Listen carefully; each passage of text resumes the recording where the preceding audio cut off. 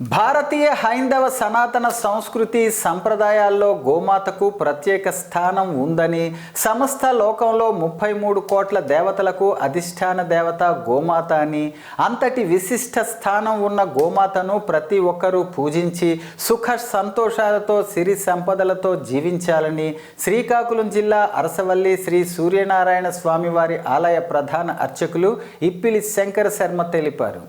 కనుమ పండుగ సందర్భంగా ఉమ్మడి శ్రీకాకుళం జిల్లాలో ఉన్న ప్రధాన ఆలయాల్లో గోపూజలు అత్యంత వైభవంగా జరిగాయి. ఈ సందర్భంగా శ్రీకాకుళం జిల్లా అరసవల్లి ఆలయంలో గోపూజ అనంతరం ప్రధాన అర్చకులు ఇప్పిలి శంకర శర్మ మీడియాతో మాట్లాడుతూ, భోగి, సంక్రాంతి పండగల అనంతరం వచ్చే కనుమ పండుగ గోవులకు అత్యంత పవిత్రమైన పండగ అన్నారు.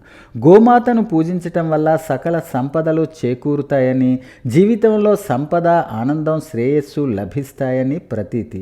పల్లెల్లో పశువులే గొప్ప సంపదని, వ్యవసాయ రంగంలో పశువులు అమోఘమైన పాత్ర పోషిస్తాయని శంకర శర్మ అన్నారు. గోమాతను పూజించటం వల్ల వైతరిణి నదిని దాటే పుణ్యం లభిస్తుందని పురాణాలు చెబుతున్నాయి. గోవు, బ్రాహ్మణుడు, స్త్రీ ఈ మూడింటికి గుర్తించిన సమాజం సుభిక్షంగా ఉంటుందని అన్నారు.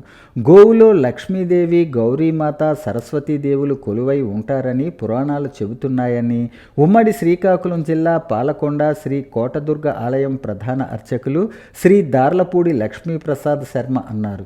పల్లె ప్రాంతాల్లో కనుమ పండగను అత్యంత వైభవంగా జరుపుకుంటారని, హైందవ ధర్మంలో గోమాతకు ఎంతో విశిష్టత, గుర్తింపు, గౌరవం ఉన్నాయని అన్నారు. కనుమ పండుగ రోజు గోవుకు పూజ చేస్తే ఏడాది పొడుగునా శుభాలు కలుగుతాయని నమ్మకం. బుధవారం కనుమ పండుగ సందర్భంగా శ్రీకాకుళం జిల్లాలో వివిధ ఆలయాల్లో ముందుగా గోమాతకు ప్రత్యేక అలంకరణ చేసి, మెడలో పూలమాలలు వేసి, పసుపు కుంకుమతో అలంకరించి శాస్త్రోక్తంగా పూజలు జరిపారు.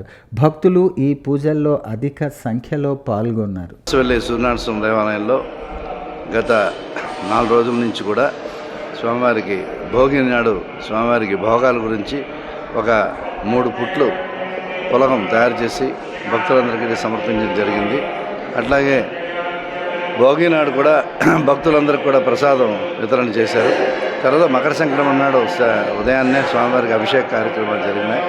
తర్వాత స్వామివారికి సాయంకాలం తిరువీధి గుండా ఈ అరసవల్లి పురవీధుల్లో స్వామివారిని ఉషాపతిని ఛాయాసం వేయించేపు చేసి ఆ 7 గుర్రాల రథం మీద అశ్వవాహనం మీద ఊరేగింపు చేసి ఇనిమేటి మండపంలో తీసుకొచ్చి స్వామివారికి మకర సంక్రమయ్య పూజ నిర్వహణ చేశారు. అట్లాగే దీనికి చలిమిడి కొత్తగా బియ్యం వచ్చింది, అలా కొత్త బెల్లంతో కూడా చలిమిడి చేసి స్వామివారికి నివేదన చేస్తారు. అట్లాగే స్వామివారికి ఈ ఊరేగింపు సందర్భంగా తెల్లవారుజామున ఉదయం కూడా అభిషేకం స్వామివారికి జరిగింది.